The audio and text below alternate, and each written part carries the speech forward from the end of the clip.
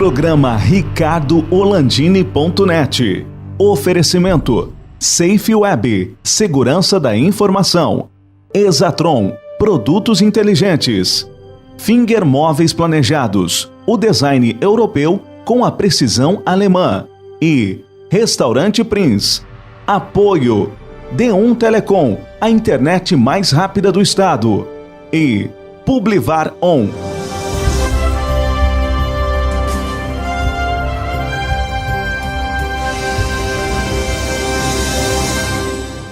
Olá, amigos, estamos começando mais um programa ricardo-olandini.net, o programa que tem cota, né? Então eu tenho cota para Colorado e cota para gremista. E hoje o nosso convidado é um gremistaço, um grande amigo, um cara que tem uma história na área de comunicação social no estado do Rio Grande do Sul e no Brasil, grande jornalista e que vai nos contar muita coisa que ele viveu. Daqui a pouco.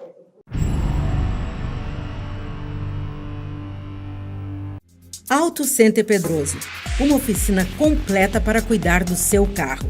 Manutenção corretiva e preventiva para veículos e utilitários de todas as marcas nacionais e importados. Com profissionais qualificados, equipamentos atualizados e atendimento personalizado. Faça uma revisão completa. Comprove a eficiência e a qualidade dos nossos serviços. Auto Center Pedroso.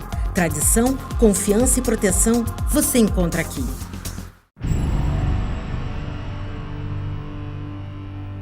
Flávio Dutra. Gremistaço, gente. Gremistaço. Eu tenho que falar a minha cota dos gremistas. Eu sou um cara bem organizado, tá? Eu sei disso. É um colorado, um gremista, 2 colorado, um gremista, 3 colorado, um gremista, 4 colorado, um gremista. Daí eu começo de novo. 1, 2, 1, 3, 1, 4, 1. Eu acho que eu sou justo, né? Olha, talvez, mas até vou te dizer Não, que... mas quem me deu essa ideia foi o Júlio Ribeiro. Que é coloradaço, né? Esse sim é Ele é coloradaço. colorado? Tu acha que ele é colorado? O Júlio como é que chama? IVE, né? Tem uma sigla que chama IVE, Internacional, não sei o que é, para falar mal da imprensa colorada. Tá? Mas eu vou te dizer o seguinte, até tem a minha preferência clubística, que é do Grêmio, tá? O único na minha família de 8 irmãos que são gremista. Tu é o único gremista? O único gremista, tá? Mas só o seguinte, eu não sou anticolorado, eu até brinco, flautei, especialmente nas redes sociais. Mas a melhor coisa que tem é a falta, né? Mas não sou anticolorado, não quero... Ao contrário, eu quero a grandeza do Inter, porque a grandeza do Inter é a grandeza do Grêmio. Tá? E vice-versa, né? Que felicidade nós gaúchos temos 2 times, campeões do mundo, campeões várias vezes de campeonatos nacionais e internacionais importantes, né? E que, numa cidade só, pô, que não é São Paulo, que não é Rio de Janeiro, gente. Né? Alguém outro dia fez um levantamento de quais cidades que tinham 2 campeões mundiais, embora alguma parcela dos colorados conteste o título do Grêmio. Mas a verdade é que o Grêmio foi campeão. Não, depois deram por VO, aquele negócio, acertaram, né? A Copa Toyota, mas não perdeu para o Mazembe também, né? Não fala disso também, né? Sim, a falta é. Chega o Igor Vink que fez a cerveja Mazembier, né? Fez. Sim, tem a cerveja Mazembier. Aliás, bom nome. Mas vamos combinar o seguinte, né, Orlandini? São 2 marcas internacionais já. Sim. Tanto o Grêmio como o Inter. Nacionais já uma mais internacional que a outra. Tem uma coisa que me chama muita atenção. Volta e meia aparece um aglomerado de gente. Eu até vou te chamar a atenção para esse detalhe que já faz muito tempo. O Michael Jackson veio gravar um clipe no Brasil. Há 20 e tantos anos. Tá? Foi gravar numa favela lá, porque o cenário era interessante e tal. Claro que cercado de segurança, né? O que aparece no meio do show do Michael Jackson, na gravação, tá? Em fotos pelo menos, tá? Um cidadão lá vestindo uma camisa do Grêmio, isso faz 20 anos. Então é muito comum, especialmente naquela faixa que os gaúchos colonizaram, que é aquele oeste catarinense, oeste do Paraná, um bom pedaço ali de Goiás, Mato Grosso, Brasília, parte da Bahia ali embaixo, Barreiras e tal.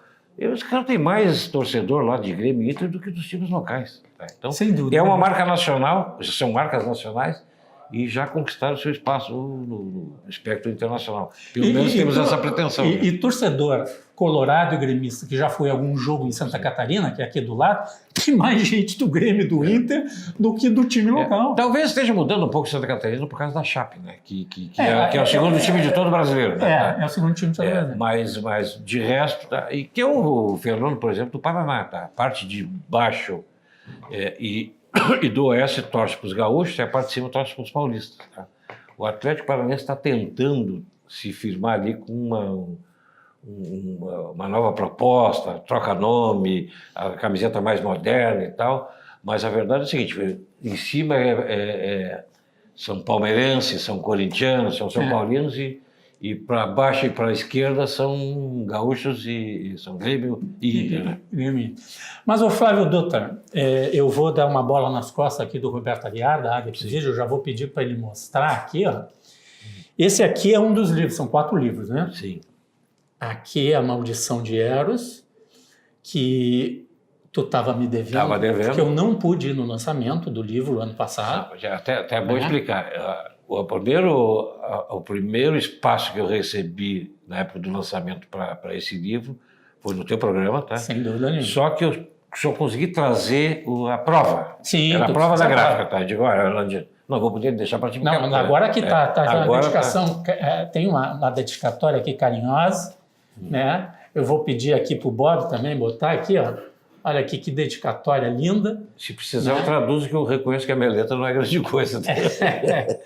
Mas assim, ô Flávio, tu não é o primeiro livro. Eu queria que tu contasse um pouquinho da tua trajetória profissional, tá?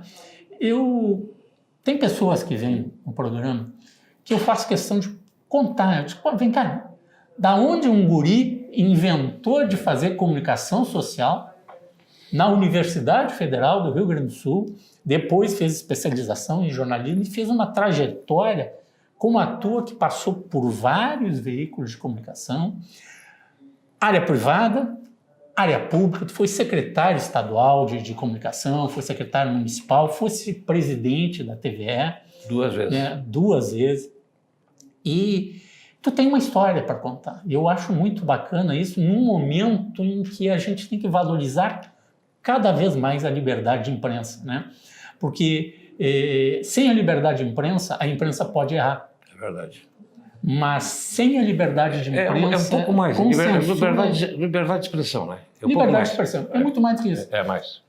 É feio, é chato alguém fazer uma acusação, tá errado. Tem que ir na justiça. Tá aí para isso. Neste caso, tá aí para te processar, me processar, para que a gente se retrate. Tem mecanismos legais para isso, né? Agora, censura nunca mais. Nunca mais, Mas, Orlandino, eu tenho um medo, pânico quando faz essas questões, porque parece que o cara quer se exibir um pouco e tal. Mas conta a tua história, que eu acho mas que é importante. eu vou tentar resumir. Da onde entrou na tua cabeça de ser jornalista? Nós tínhamos lá no bairro Petrópolis, onde me criei, tá, um grupo de amigos, tá, e até hoje consegue se reunir. Eu até fiz o prefácio do livro de um deles, um livro excepcional, chamado Resgate de Pamplona, que é o Léo Starros. O Léo Starros tinha um instrumento que seria hoje, digamos assim, uma câmara especialíssima. Tu imagina o melhor equipamento que possa ter para comunicação na época, que era um mimeógrafo. Um mimeógrafo? Ele tinha um mimeógrafo, tá? E aquele mimeógrafo era uma preciosidade, nós resolvemos fazer um jornalzinho para o Petrópolis. Gente de 14, 15, 16 anos, tá? Éramos eu, meu irmão Tadeu, o Léo e o meu outro amigo até hoje. Eu vou botar aqui um mimeógrafo para quem não conhece. Sim, tá? Tem escola que ainda hoje usa para fazer prova, tá?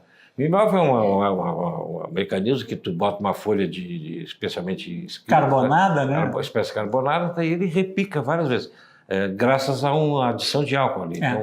Então cheirava muito álcool, mas era assim que funcionava, tá? A grosso modo. E nós resolvemos criar um jornalzinho na onda, tá? Então, tínhamos um jornalzinho, 4 ou 5 páginas de... Que ano era isso? Isso eu já vou te dizer, 1966, 67. Eu devia ter 8 ou 9 anos, no máximo isso, tá? E nós tínhamos até um sistema de assinaturas. Tínhamos até um ou dois patrocinadores.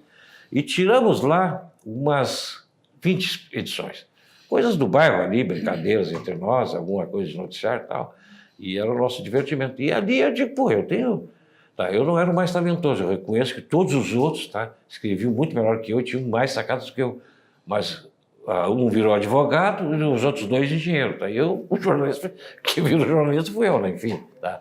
Eles estão ganhando mais do que hoje, né? A verdade. Bom, então ali eu acho que nasceu o interesse pelo jornalismo e mais que pelo jornalismo, pela comunicação. Ao mesmo tempo nós tínhamos na minha casa, tá, um serviço de alto-falante que nós apelidamos de Rádio Vanguarda, era o terror dos vizinhos, porque a gente operava 2 ou 3 horas por dia, tá?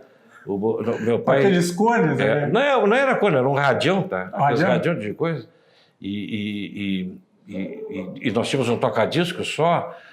O dia glorioso para nós, um dia que um amigo meu, na verdade amigo do meu irmão, trouxe um disco, tá? Um disco de 78 rotações, um comercial do Sonrisal. A nossa rádio tinha um comercial, tinha um jingle. Tá? Jingle do Sonrisal. Era um troço fantástico, Rádio Vanguarda, enfim.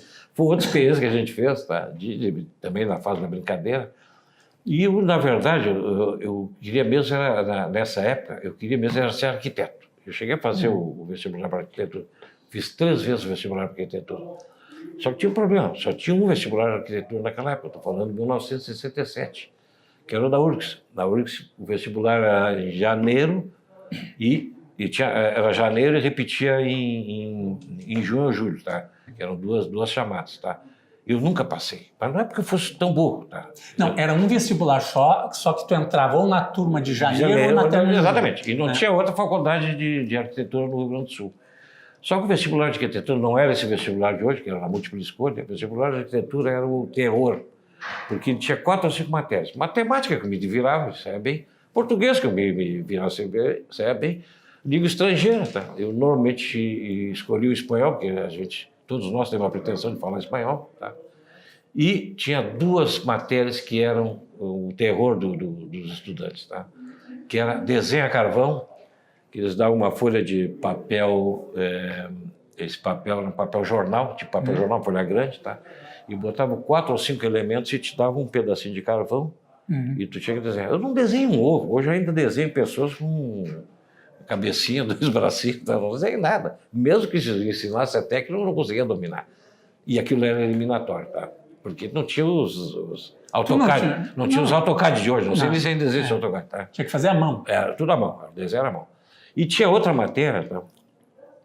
Que se chamava História da Arte, que era professor Mancuso, se eu não me engano, tá? O cara era um gênio nesse troço, mas fazia as perguntas mais inapropriadas, tá? Para a gente responder. O renascentismo criou não sei o quê. Claro que eu não esperava aquilo ali, embora eu goste muito de arte, tá? E dos cursinhos que eu fiz na própria faculdade, no DAF, que era o diretor acadêmico, esforçasse muito isso.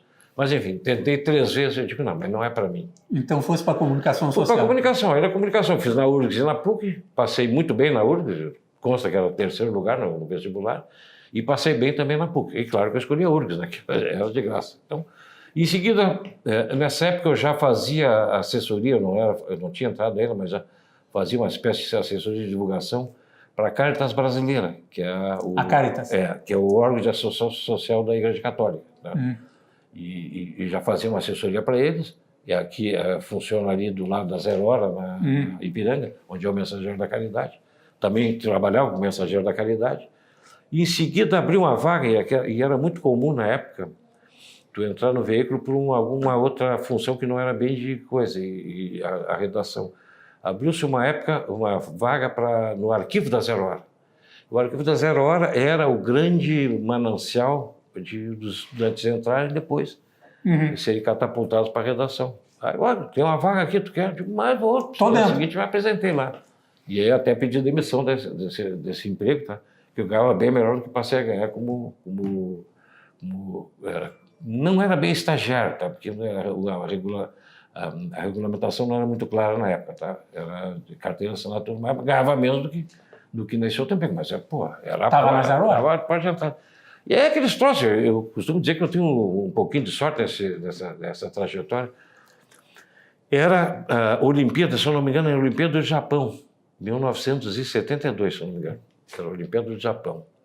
E o Coy Lopes de Almeida, que era o editor, falecido, um cara loucamente genial, queria gente para reforçar o time e os caras, tem uma vaga lá, tu topa de fazer, para quem que eu me apresento? 2, 3 dias depois já estava lá começando a fazer o coisa. E aí se foi. Material para a Olimpíada. Fazer o material para a Olimpíada. Vinha muito material naquela quando se mandava coisa, vinha o enviado, vinha muito material para o France Press, o PI, que eram as agências noticiosas da época, né? A gente pegava aquele material, decupava. Não existia internet? Não existia internet, tal, e era o que tinha, era o serviço de teletipo, né? E se usava aquele material, tal. E em seguida passei para fazer o futebol propriamente dito, fui setorista do Grêmio há muito tempo no Olímpico, foi um aprendizado fantástico. Aí, na época, havia uma competição muito forte entre os veículos, aí me convidaram para ir para a Folha da Tarde, tá? Eu vou. Na Calda Júnior. Na Calda Júnior, tá? Saiu da 0 hora, foi na época, a Calda Júnior era uma potência. Uma potência e tal. Eu digo, não, vou para a Folha da Tarde. Fui lá com meu amigo Jair Cunha Filho, uma equipe grande, o Nilson Souza era o editor, um dos editores, redatores, Alberto Blum, Cleito Celistre, uma turma boa, que eram os redatores mais antigão, tá? E eu lá fazendo a reportagem de setorismo no Olímpico, tá? Substituindo o Ataíde Ferreira, que ia passar por uma outra função, grande Ataíde Ferreira. E aí fiquei um tempo, tá? Aí, em seguida, veio me convidaram para fazer um freelancer no Globo, fui fazer um freelancer no Globo, tá? Em seguida,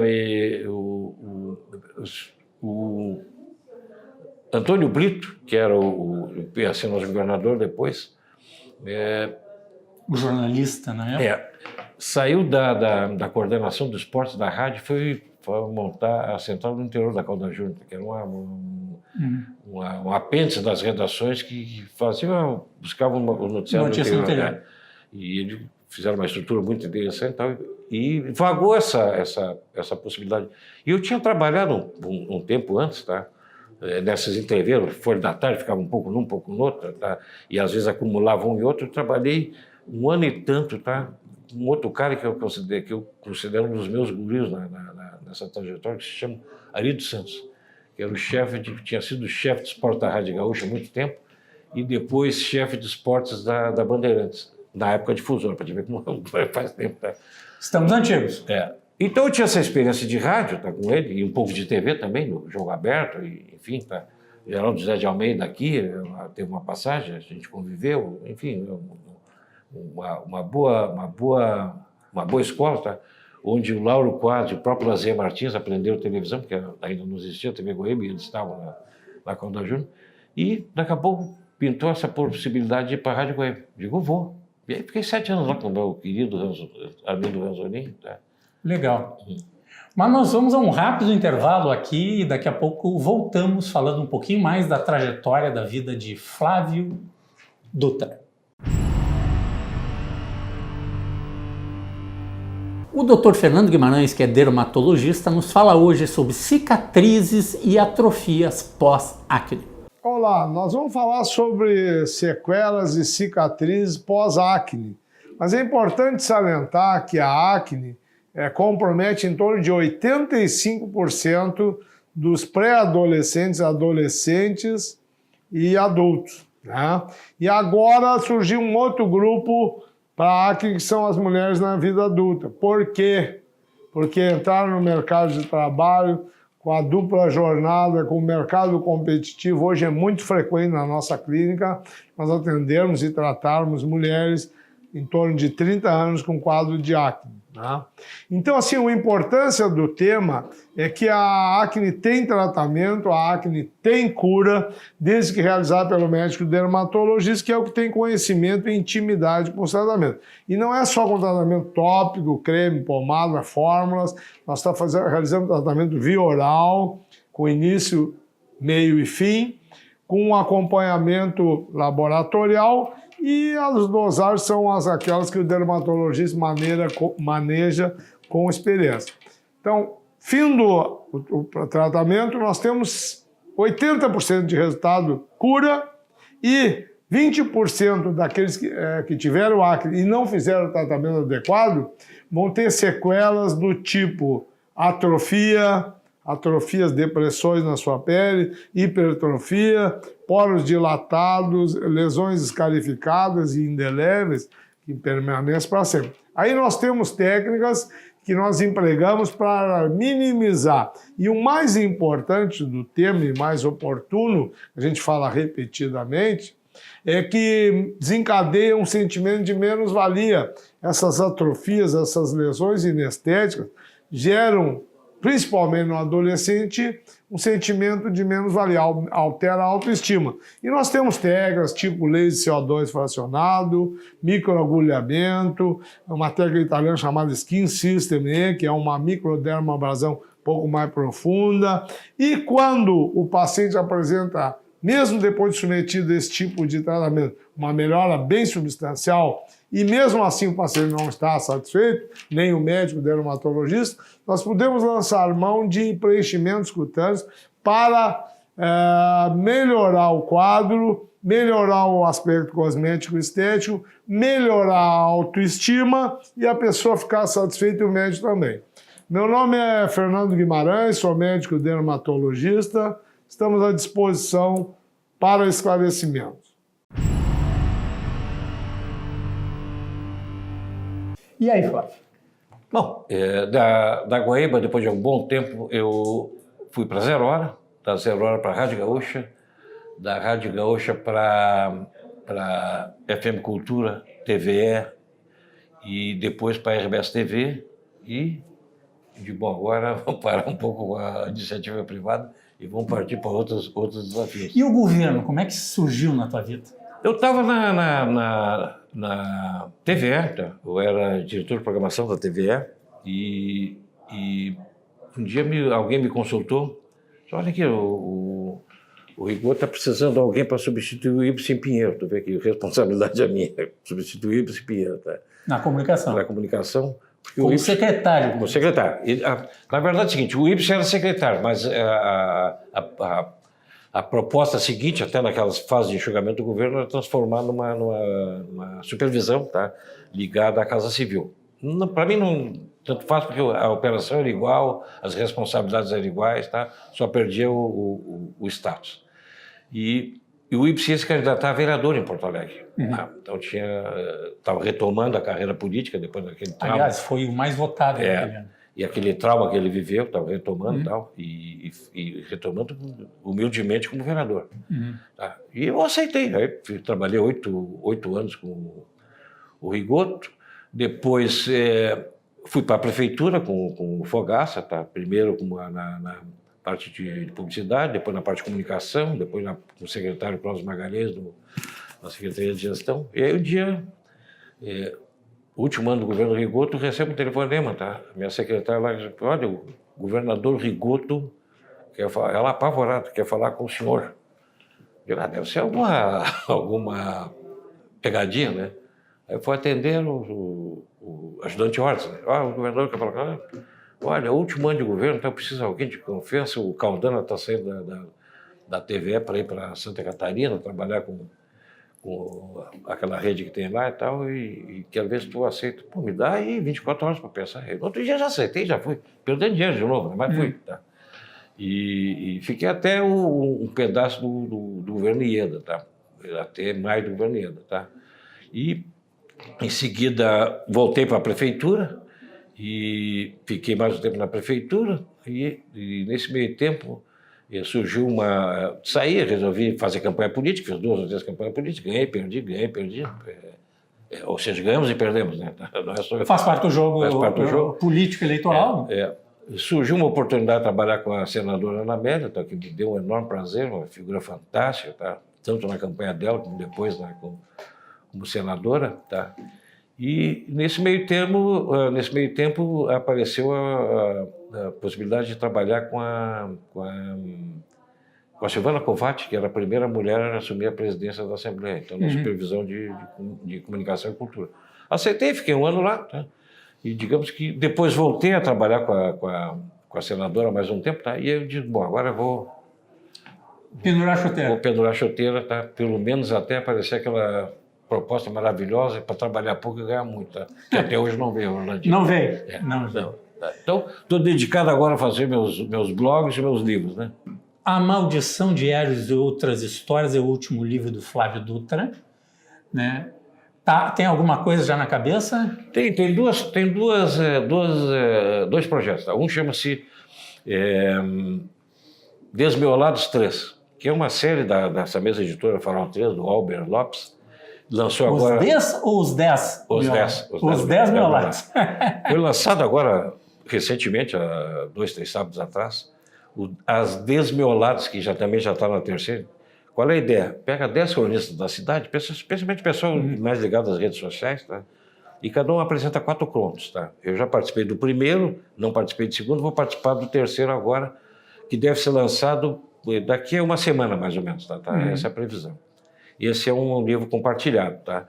E estou lançando, tá? E está preparado já, e eu vou lançar mais ali mais perto da Feira do Livro, um livro intitulado 69, tá? Mas não é o que tu está pensando. Tá?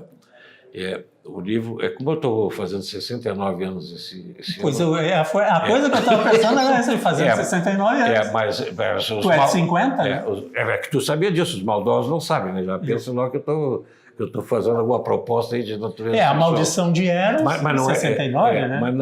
Mas não é um livro autobiográfico, tá? Não vou fazer autobiográfico. Eu não sou tão vaidoso assim. Eu vou contar coisas, vou resgatar textos que eu já fiz e tal, e vou fazer um livro bom de ler, tá? Bom de ler. E ele vai ter 69 textos, tá? E nós vamos apresentá-lo aqui na pré-estreia do programa. Vou te cobrar isso. Pode cobrar. Vou te cobrar. Pode cobrar, vamos fazer. Vão ser 69 textos, tá? E 69 frases daquelas que eu gosto de botar no Facebook, tá? Para completar o livro, tá? Para marcar o 69. Tá? Flávio Dutra. Muito obrigado. Querido, bom estar aqui de novo. Sucesso para os nossos times, né? Sim, sempre. Sucesso. Vem aí o Campeonato Nacional. Isso, sucesso para o nosso estado, para o nosso país, né? Que a gente deseja sempre, né? A gente não torce contra, né? Não, eu não torço não, tá? Eu tenho lado na política, tá? E quem me conhece sabe qual é o meu lado.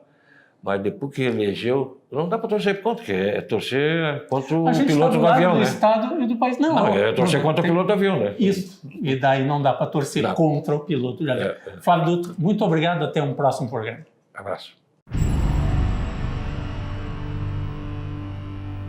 A milanesa recheado, grelhado ou com molho de nata. O filé você escolhe e a mostarda continua muito forte. Restaurante Prince, Dom Pedro II, 1469. Teleentrega 999613795.